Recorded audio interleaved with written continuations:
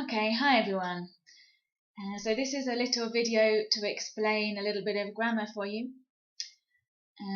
You know me, you know I'm not the most technological person, so hopefully this will come out alright as a bit of a grammar explanation. So the grammar is called ellipsis, ellipsis and reference, and the first thing you need to know with any grammar is why it's necessary. You might think it's just for the sake of studying and exams, and of course that's not really the case. Ellipsis and reference is used in writing and speaking. It's not necessarily more formal. It's used to be more concise, to avoid repetition.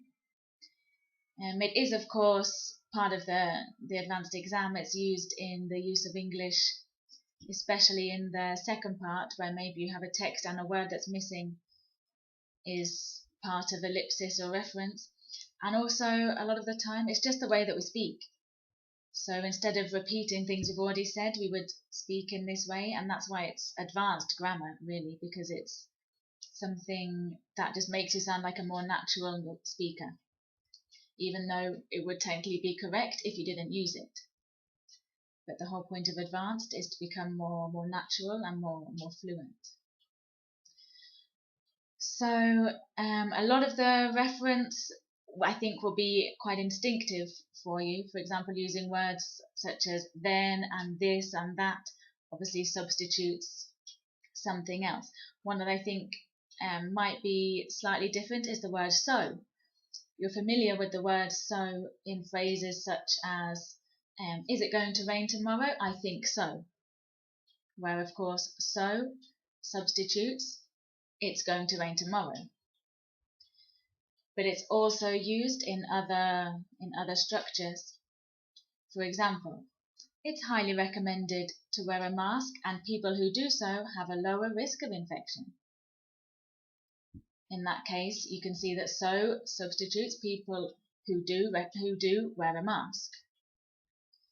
And that's the kind of sentence that would be tested in a use of English, using do so or did so if you're talking about the past, or does so if you're talking in the third person. So you have to be aware of those parts of the sentences as well. And that's reference. That's what we call reference. The next thing is called ellipsis, which I don't know if you've seen before. It's not normally included in first certificate grammar. An ellipsis is basically cutting part of the sentence away, where it's not necessary to restate what you're already talking about. And you often cut part of the sentence away, maybe after an auxiliary verb or after a modal verb or after splitting an infinitive.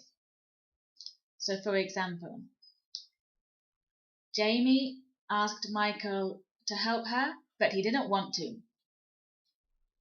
He didn't want to help her. But you don't need to repeat he didn't want to help her. You also mustn't finish at want. You mustn't say Jamie asked Michael to help her, but he didn't want. You have to put the to. Even though it sounds like you're about to start a verb and you don't say it, that's ellipsis. That's cutting off the rest of the verb. Or after a modal verb, as I said. Even if you paid me £1 million to skydive out of an aeroplane, I still wouldn't. I still wouldn't what? I still wouldn't skydive out of an aeroplane. You don't need to say that. I know what you're talking about. So you cut it off after the modal or the auxiliary verb.